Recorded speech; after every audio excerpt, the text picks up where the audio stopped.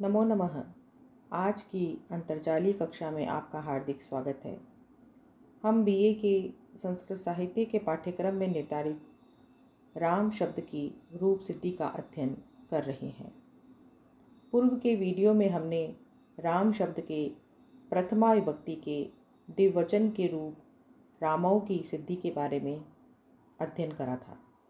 आज के इस वीडियो में हम राम शब्द के प्रथमा विभक्ति बहुवचन के रूप रामः की सिद्धि के बारे में विस्तार से जानेंगे।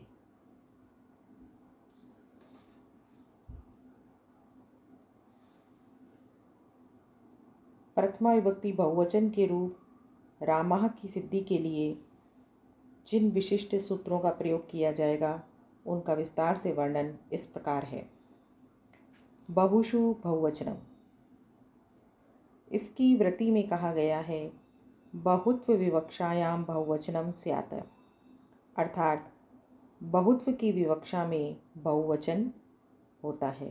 कहने का तात्पर्य यह है कि यदि दो से अधिक संख्या की विवक्षा होती है तो बहुवचन के प्रत्यय का प्रयोग किया जाता है।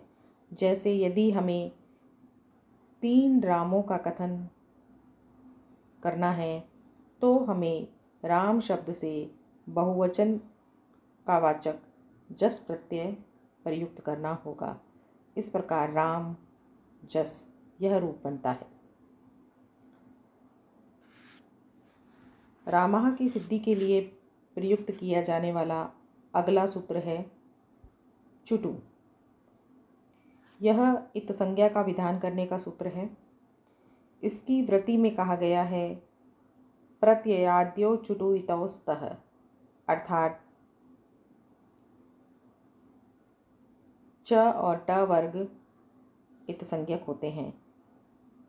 कहने का तात्पर्य यह है कि प्रत्यय के आदि में च वर्ग का कोई वर्ण हो या फिर ट वर्ग का कोई वर्ण हो तो वे इत संज्ञक होते हैं। जैसे राम के साथ में जब हम जस प्रत्यय का प्रयोग करते हैं तो जस प्रत्यय के आदि में च वर्ग का जकार है और इस जकार की चुटु सूत्र से इत संज्ञा हो जाएगी और इत संज्ञा होने पर उसका तस्य लोपः सूत्र से लोप हो जाएगा और अस शेष रहेगा, तो रूप बनेगा राम प्लस अस। रामः की सिद्धि में प्रयुक्त किया जाने वाला अगला सूत्र है विभक्तिश्च। यह सूत्र विभक्ति संज्ञा का विधान करता है। इसकी वृत्ति में कहा गया है सुप तिंगो विभक्ति संज्ञौ स्तः, अर्थात सुप और तिंग विभक्ति संज्ञक होते हैं। कहने का तात्पर्य यह है कि सु और जस इत्यादि 21 सुप प्रत्यय तथा तिप तस जी इत्यादि तिंगंत प्रत्यय से संयुक्त पदों की विभक्ति संज्ञा होती है। न विभक्तौ तुस्मा, यह सूत्र विभक्तिश्च सूत्र का अपवाद है।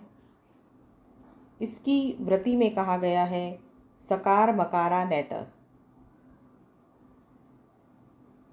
अर्थात विभक्ति में स्थित त वर्ग सकार और मकार नहीं।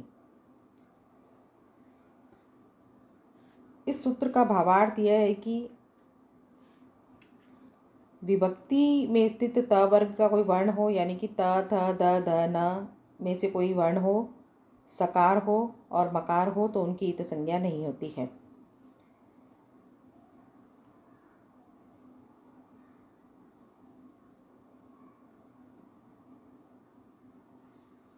इन सभी सूत्रों को हम रामः शब्द की सिद्धि के माध्यम से विस्तार से जानेंगे।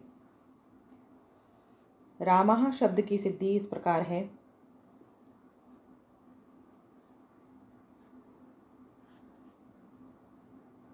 बहुत से राम की विवक्षा में राम शब्द की कृत तद्धित समासाश्च सूत्र से प्रातिपदिक संज्ञा करेंगे। उसके बाद बहुषु बहुवचनम सूत्र से बहुवचन संज्ञा होगी। उसके बाद सुपह सूत्र की सहायता से स्वजशम और इत्यादि सूत्र से प्रथमा विभक्ति बहुवचन की विवक्षा में जस प्रत्यय किया जाएगा। तो राम राम राम प्लस जस यह रूप प्राप्त होता है। इस दशा में स्वरूपाणाम एक शेष एक विभक्तो सूत्र से दो राम शब्दों का लोप कर देंगे तो राम जस यह रूप प्राप्त होगा। जस प्रत्यय है, इसके अनुबंध का लोप चुटु सूत्र की सहायता से किया जाएगा। चुटु सूत्र की सहायता से जस के ज की इत संज्ञा होगी और तस्य लोपः से उसका लोप हो जाएगा तो राम अस यह रूप प्राप्त होता है। इस दशा में विभक्तिश्च सूत्र से जस यानी कि अनुबंध लोप होने के बाद जस के स्थान पर शेष रहे अस की विभक्ति संज्ञा हो जाएगी।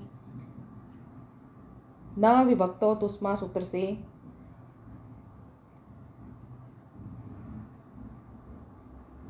अस के स की इत संज्ञा का निषेध हो जाएगा, क्योंकि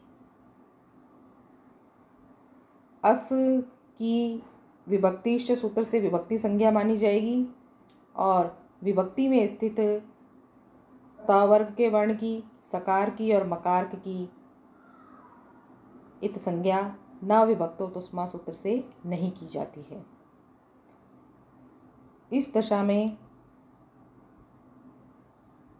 राम प्लस अस यही रूप प्राप्त होता है और प्रथमयो पूर्व सवर्ण सूत्र से राम पद के मकार में स्थित अकार की तथा अस के अकार की पूर्व सवर्ण दीर्घ होकर के रामास यह रूप बनता है। इस दशा में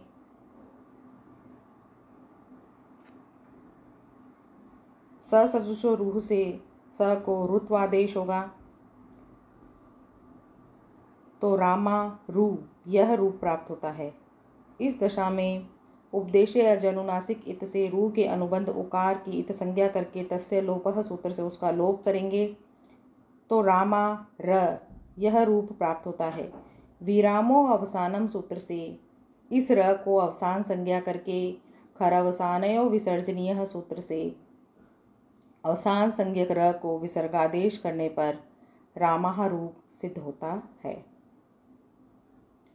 इस प्रकार आज हमने राम शब्द के प्रथमा विभक्ति बहुवचन के रूप रामाह की सिद्धि को विस्तार से जाना। अब मैं अपनी वाणी को यहीं विराम देती हूँ। धन्यवाद।